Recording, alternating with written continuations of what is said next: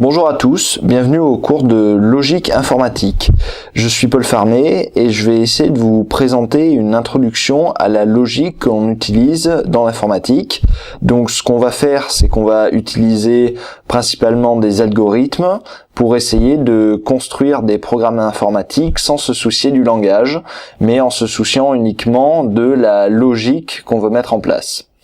Voilà, donc c'est le cours d'introduction. Donc maintenant on va commencer en faisant quelques petits exercices pour vous rappeler les notions de logique basiques. On va commencer par les syllogismes. Donc je pense que vous connaissez tous ce que sont les syllogismes. Alors, un petit exemple pour vous rappeler ce qu'est un syllogisme. Donc la définition tout d'abord, c'est formuler des énoncés et construire des raisonnements sur des énoncés. Alors, si notre premier énoncé, c'est « tous les informaticiens sont feignants », que notre deuxième énoncé, c'est « tu es un informaticien », on peut en conclure « tu es feignant ». Donc la traduction en termes de logique et en termes d'ensemble, c'est la chose suivante. L'ensemble des informaticiens I est inclus dans l'ensemble des personnes qui sont feignantes F. Le deuxième énoncé, ça veut dire tu es inclus dans l'ensemble des informaticiens, tu es un informaticien. Donc, en termes d'ensemble, ça veut dire que si tu es inclus dans l'ensemble des informaticiens et que l'ensemble des informaticiens est inclus dans l'ensemble des personnes feignantes, ça veut dire que tu es inclus dans l'ensemble des personnes feignantes. Voilà. Donc en fait, un syllogisme, c'est simplement passer d'un ensemble à un autre avec une règle, avec une conclusion, donc qui permet de passer du premier ensemble au dernier ensemble. Un deuxième type de logique, c'est la conditionnalité. Donc ça, vous allez évidemment beaucoup l'utiliser dans les programmes informatiques. C'est par exemple la condition si alors. On donne la condition ou le résultat et on en déduit l'autre. Donc je vous rappelle que si on a le résultat, on peut en déduire une condition, et si on a une condition, on peut en déduire un résultat. Un exemple, si je veux, alors je peux. Ça c'est la règle. La condition 1, c'est je veux, je peux en déduire, je peux. À l'inverse, on peut avoir on peut avoir une autre condition qui correspond à ce qu'il y a après le alors. Donc si je veux, je peux. Et là, la condition, c'est, ce qu'on nous donne, c'est je ne peux pas. Donc si je ne peux pas, on peut en déduire je ne veux pas. Voilà. Par contre, souvenez-vous bien que lorsqu'on a toujours la même règle, si je veux, alors je peux, si on nous dit que je peux, on ne peut rien conclure. Alors, comment est-ce qu'on peut expliquer ça? En fait, si je ne peux pas, je sais que je ne veux pas. Parce que si je veux, automatiquement, je peux. Donc, si je ne peux pas, ça veut dire que je ne peux pas avoir la condition je veux. Donc, si je ne peux pas, on peut en déduire que je ne veux pas. Par contre, si je peux, il peut y avoir plusieurs conditions qui amènent au fait que je peux. Donc par exemple, si je veux, je peux, mais on pourrait dire si j'ai envie, je peux. Donc il peut y avoir plusieurs éléments qui amènent à la conclusion je peux. Donc si on nous donne la conclusion je peux, on ne peut rien conclure. En tout cas, on ne peut pas conclure que je ne veux pas. Voilà, donc ça c'était la règle du si alors. On passe à la suite. Maintenant, je vais vous présenter un type de conditionnalité un peu plus complexe. Imaginons que maintenant, il y a plusieurs conditions, et ça sera souvent le cas. Donc, on nous donne la règle ici, si une première condition et une deuxième condition, alors un troisième élément, une conclusion. Donc, on nous donne ici une condition et un résultat, et on en déduit si l'autre condition est réalisée ou pas. Alors j'explique un peu cet exercice. Là, on va nous donner le résultat du alors et une des deux conditions, et on va devoir trouver si l'autre est vrai ou pas. Un exemple pour que ça soit un peu plus clair. Si je veux et tu veux, alors nous pouvons. On nous donne une première condition, je veux, et on nous donne un résultat, nous pouvons. Et là, on vous demande qu'est-ce qu'on peut en déduire. Donc, à votre avis, si je veux et que nous pouvons, la condition qu'on peut en déduire, c'est que tu veux. En effet, si tu ne voulais pas, on n'aurait jamais la condition nous pouvons. Donc, on peut en déduire que tu veux. Voilà. Un autre exemple, si je veux et tu veux, alors nous pouvons. Même condition sur C1, je veux, et nous ne pouvons pas. Donc, on peut en déduire également, tu ne veux pas. Pourquoi? Parce que si je voulais, alors on aurait, si tu voulais, alors on aurait je veux et tu veux, donc forcément on aurait nous pouvons. Parce que là c'est bien et, c'est-à-dire que les deux doivent être vérifiés, hein, je vous le rappelle. Donc là ici on a je veux et on a nous ne pouvons pas. Donc forcément ici c'est tu ne veux pas. Pour que ça soit plus clair, à chaque fois faites l'inverse. Dites-vous si tu voulais, qu'est-ce qui se passerait? Sachant que je veux, si tu voulais, alors nous pourrions. On aurait automatiquement la condition, le résultat nous pouvons. Ici, on ne peut pas, donc ça veut dire que tu ne veux pas. Un petit test pour savoir si vous avez bien compris. Donc la règle c'est si je veux et tu veux, nous pouvons, toujours la même chose. La première condition qu'on nous donne c'est je ne veux pas et le résultat c'est nous ne pouvons pas. À vous de réfléchir, est-ce que tu veux, est-ce que tu ne veux pas, ou est-ce que on ne peut rien conclure? Je vous laisse quelques secondes pour réfléchir à ce problème. Alors, en fait, la bonne réponse, c'est la réponse C. Alors, je vais vous expliquer pourquoi. Je veux et tu veux, alors nous pouvons. Donc ici, on nous donne je ne veux pas et nous ne pouvons pas. Donc, si je ne veux pas, et que nous ne pouvons pas, on ne peut rien dire sur est-ce que tu veux ou est-ce que tu ne veux pas, parce que le je ne veux pas fait que automatiquement nous ne pouvons pas, car il suffit d'avoir soit un je ne veux pas, soit un tu ne veux pas pour que automatiquement nous ayons un nous ne pouvons pas, puisqu'il faut que les deux conditions soient réunies pour que on ait le résultat. Ici, la première condition n'est pas réunie, n'est pas OK. Du coup, on ne peut rien dire sur la deuxième condition, puisque de toute façon, le résultat sera nous ne pouvons pas. Voilà. Donc, finalement, que tu veuilles ou que tu ne veuilles pas, le résultat sera le même. Donc, on ne peut rien conclure sur le tu veux.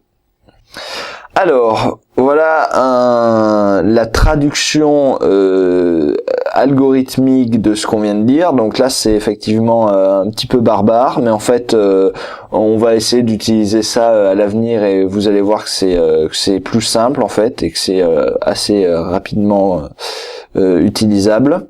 Donc voilà la traduction de ce qu'on vient de dire. Je veux et tu veux donne nous pouvons. Et nous ne pouvons pas, et je veux, donc, qu'est-ce qu'on peut en conclure? Tu ne veux pas. Alors, je réexplique. Ici, c'est les propriétés, c'est les conditions, en fait. C'est ce que, jusqu'à présent, j'appelais les conditions.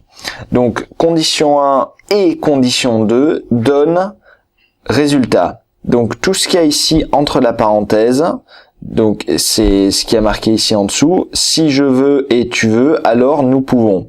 Donc ça c'est ce qu'on appelle la règle. Donc ici on nous donne la règle. Ça veut dire, ce petit signe, ça veut dire et. Et si on avait le signe inverse, c'est-à-dire un V, ça voudrait dire ou. Donc là à chaque fois on a des et. Donc dans la règle, hein, c'est bien ce que je vous disais tout à l'heure, c'est il faut avoir les deux conditions réunies, c'est si je veux et tu veux, alors nous pouvons. Donc ici on a la règle. Ensuite ça veut dire et. Donc et la première condition et le résultat qu'on nous donne. Donc ça c'est la première condition. Ce petit signe devant le R ça veut dire non. Ça veut dire l'opposé, l'inverse comme vous voulez. Ça veut dire n'est pas réalisé. Donc disons que R ça veut dire nous pouvons. Hein, vous avez ici les conventions. Donc ce petit trait devant le R, ça veut dire nous ne pouvons pas, tout simplement. Donc ici nous ne pouvons pas, et ici je veux, donc c'est la même condition qu'on a au début. Donc pourquoi est-ce qu'on rappelle le je veux ici? Parce que ici c'est la règle, ici c'est la première condition, ici c'est le résultat, et ici c'est la condition qu'on nous donne. On est obligé d'avoir ces trois éléments. On est obligé d'avoir une règle et une condition et un résultat pour pouvoir essayer d'en déduire un troisième élément. Et donc ce signe qu'il y a ici qui ressemble à un égal, ça veut dire si ce côté est vrai, alors qu'est-ce que je peux en déduire? Donc je peux en déduire tu ne veux pas. Si on crée une phrase à partir de cette équation, ça donnerait si je veux et tu veux, alors nous pouvons, et si et nous ne pouvons pas et je veux, la conséquence logique de tout ça est tu ne veux pas. Voilà. Donc ici il y a un si qui est un si alors qui représente la règle, ensuite un et, deux et en fait qui lie la règle aux conditions et aux résultats, et la conséquence logique de tout ça c'est que tu ne veux pas. Ok, donc je vous rappelle ce qu'il faut retenir. Ce petit signe là ça veut dire et, l'inverse un V ça voudrait dire ou, la flèche c'est tout simplement la conséquence, c'est le si alors en fait. Quand on met ça entre parenthèses ça veut dire que c'est la règle. Ce petit trait là ça veut dire non, n'est pas réalisé, l'opposé, l'inverse, voilà, donc nous ne pouvons pas ici. Et donc ce signe-là qui ressemble à un égal, ça veut dire si ça est vrai, alors qu'est-ce que je peux en déduire? Voilà, bon, on va voir si vous avez compris. Deux petits exercices. Donc, je ne vous le lis pas, c'est à vous de le lire et d'essayer de le comprendre. Voilà, premier exercice, à vous d'essayer de trouver qu'est-ce qu'on peut en déduire. Quand on a ça, qu'est-ce qu'on peut en déduire? Je vous laisse y réfléchir et si vous avez besoin d'un indice, cliquez sur indice. Alors, un petit indice pour essayer de vous aider à trouver ça. Je vais tout simplement vous lire ce qu'il y a écrit ici. Si P est non P2, alors R. En plus de ça, on sait que non R et on sait que P1. Qu'est-ce qu'on peut en déduire? La règle, c'est si P1 est non P2, alors R. Et on sait que non R et on sait que P1. Voilà, qu'est-ce qu'on peut en déduire? À vous. Alors, la réponse, c'est la réponse B. On en déduit P2. Alors, je vais vous expliquer. C'est exactement ce qu'on a fait précédemment. On a une règle, on a un résultat et une condition. On en déduit une deuxième. Alors, ici, il faut que P1 et non P2. Il faut P1 et non P2 pour donner R. Or, on n'a pas R. Et également, on a P1. Donc, si on a P1 et qu'on n'a pas R, ça veut dire que ici, la condition n'est pas réalisée. Sur P2, la condition ne permet pas d'avoir R, puisque P1 permet d'avoir R, et on n'a pas R. Donc ça veut dire qu'en gros, il y a un bug sur P2. C'est-à-dire que P2 n'est pas rempli pour avoir R. Or, pour avoir R, il faut P1 et non P2. Donc ça veut dire qu'ici, on a P2. Si on a, vérifiez ça, si on a P1 et P2, alors on n'a pas R. On est d'accord, hein? Puisque ici, la condition n'est pas remplie, donc ici, ça sera non R. Donc, je sais pas si c'est bien clair ce que je vous explique là. Je vous rappelle encore une fois la règle. P1 et non P2 donne R. On a P1, on n'a pas R, donc ça veut dire qu'il y a un problème sur P2. Ici on devra avoir non P2, donc ça veut dire qu'en fait on a P2. Pour que le résultat ne soit pas... pour que le résultat soit non R. Voilà, donc on peut en déduire que on a P2. À vous de réaliser le deuxième exercice maintenant. Alors, pour ce deuxième exercice, La réponse, c'est la réponse B. Alors, on lit une nouvelle fois la règle. La règle, c'est non P1 et P2 donnent non R.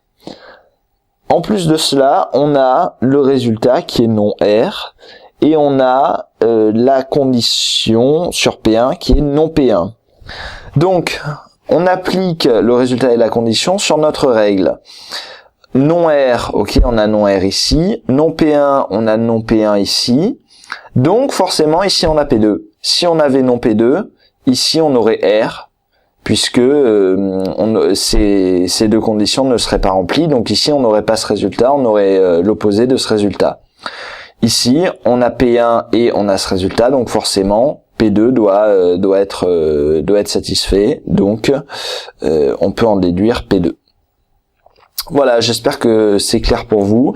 Vous pouvez facilement trouver des exercices comme ça sur internet, et puis vous pouvez vous en créer aussi, hein. Vous donnez des conditions P1, P2 et un résultat R, et ensuite vous faites la liste de tout ce qu'on peut trouver à partir de ça, à partir des conditions qu'on nous donne et du résultat qu'on nous donne. Voilà. Alors, qu'est-ce qu'on va faire dans la suite du cours? Donc ça, c'était juste un petit rappel sur la logique. Dans la suite du cours, vous allez voir, ça va être un peu plus drôle parce que je vais vous proposer en fait de créer des petits jeux ou de créer des petits programmes et de les tester ensuite dans un logiciel que je vais vous présenter. C'est un logiciel assez utile puisque en fait, il permet de créer des algorithmes sans vraiment se soucier du langage. Vous allez voir, le langage est très simple, mais il permet de faire tout ce dont on va avoir besoin dans ce cours de logique informatique. Donc ce logiciel, c'est le logiciel LARP. Donc vous pouvez taper larp.marcolavoie.ca dans Google ou aller directement sur le lien qui est ici. Donc il y a un lien qui s'affichera dans la vidéo. Donc vous l'installez, c'est vraiment très simple à installer. Et ensuite, vous voyez, c'est une interface comme ça et vous allez pouvoir créer un petit code à partir de modèles qu'il y a à gauche. Et donc je vous donnerai à chaque fois dans les TP, je vous donnerai ce qu'il faut savoir pour faire les programmes dans les TP. Donc en fait juste quelques règles à savoir pour utiliser ce logiciel. Une petite particularité, il n'y a pas de point-virgule à la fin d'une action. Donc pour ceux d'entre vous qui connaissent certains langages informatiques, souvent il y a des points-virgules ou qui marquent la fin d'une action. Ici, pas de point-virgule à la fin d'une action, pas besoin de déclarer les variables non plus. Donc il suffit, par exemple, quand on veut faire une somme, il suffit de dire que somme égale 0 au début et ça déclare automatiquement la variable somme. Donc pas besoin de déclarer des variables, ça c'est bien aussi, ça nous permettra de gagner du temps. Ensuite, pour compiler le projet, il suffit d'appuyer sur CTRL F7. Donc ça permet d'afficher des erreurs en bas de la page. Et ensuite, pour exécuter le projet, il faut appuyer sur F7. Voilà. Et donc là, vous verrez une petite boîte de dialogue qui apparaît et le programme qui s'exécute. Pour les tableaux, parce que vous allez avoir besoin des tableaux, donc pour entrer une donnée dans un tableau, il suffit de faire nom du tableau, ouvrez le crochet, l'index du tableau, fermez le crochet, égale X. Donc par exemple, si je veux que ma troisième case du tableau soit égale à 10, je ferai tableau, ouvrez le crochet 3, fermez le crochet 10. Ah oui, un autre truc, les tableaux commencent à 1 et pas à 0. Voilà, il faut le savoir aussi parce que généralement les tableaux commencent à 0. Ici, ils commencent à 1. Et enfin, un dernier truc à savoir, un entier aléatoire entre x et y est généré par aléatoire x et y. Donc ça, vous en aurez besoin dans 1 ou 2 TP qu'on va faire. Donc voilà, il faut savoir que pour générer un entier aléatoire, vous faites aléatoire x, y. Voilà. Donc c'est un petit outil pour créer des algorithmes, et vous allez voir que ça va être très utile pour tester les programmes qu'on va faire. Et enfin, ouais, pour utiliser les modèles, vous pouvez tout simplement faire glisser les modèles de la barre donc du menu à gauche dans donc la boîte d'écriture de l'algorithme. En fait, vous voyez, c'est des modèles de si alors, de tant que, faire et fin tant que. Donc en gros, vous pouvez directement les écrire dans votre algorithme ou les faire glisser. C'est juste pour vous rappeler comment on écrit la conditionnalité ou les boucles tant que et les boucles pour jusqu'à. Voilà, bon, on reverra ça dans les TP suivants, et je vous invite à vous lancer dans le premier TP tout de suite. Vous allez voir, ça, vous allez tout de suite être sollicité et devoir créer vos premiers algorithmes. À bientôt.